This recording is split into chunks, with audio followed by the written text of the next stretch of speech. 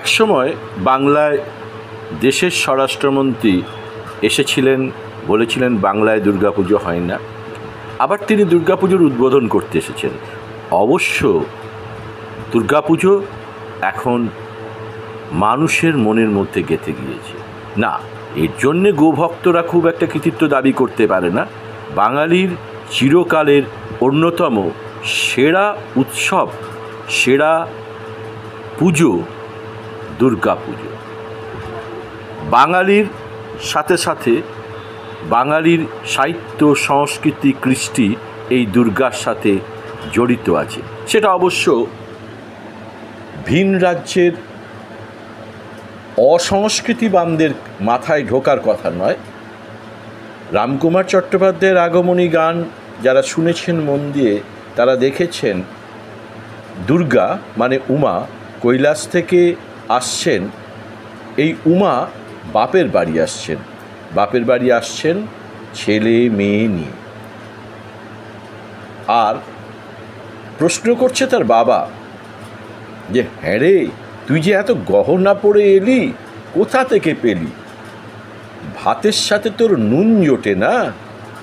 শ্মশান ঘাটে থাকে তোর স্বামী, তবে কি ত্রিশূল দিয়ে সিঁধ কাটে?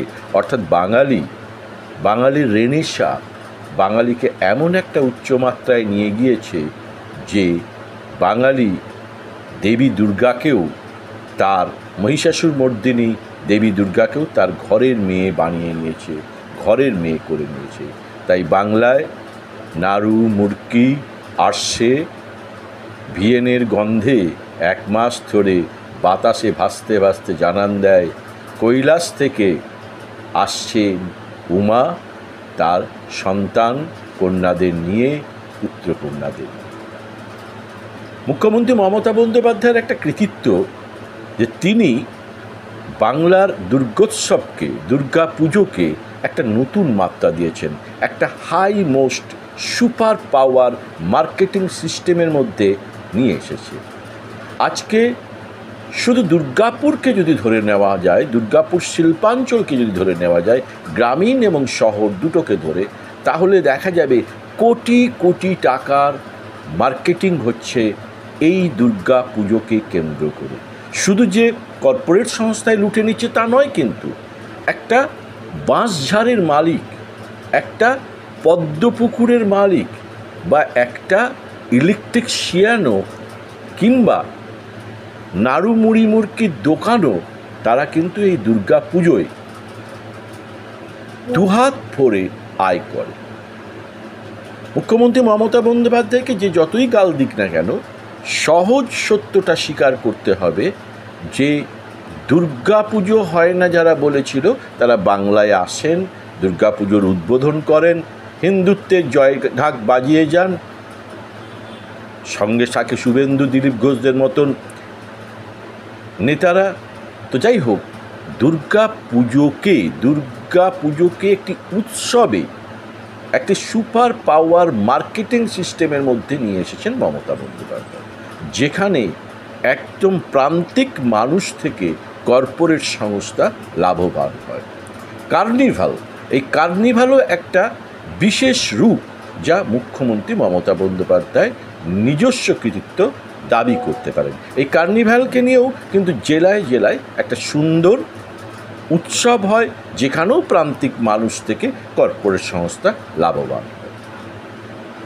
তবে বাংলা মানেই ইতিহাস, বাংলা মানেই একটা সুস্থ সংস্কৃতির পীঠস্থান।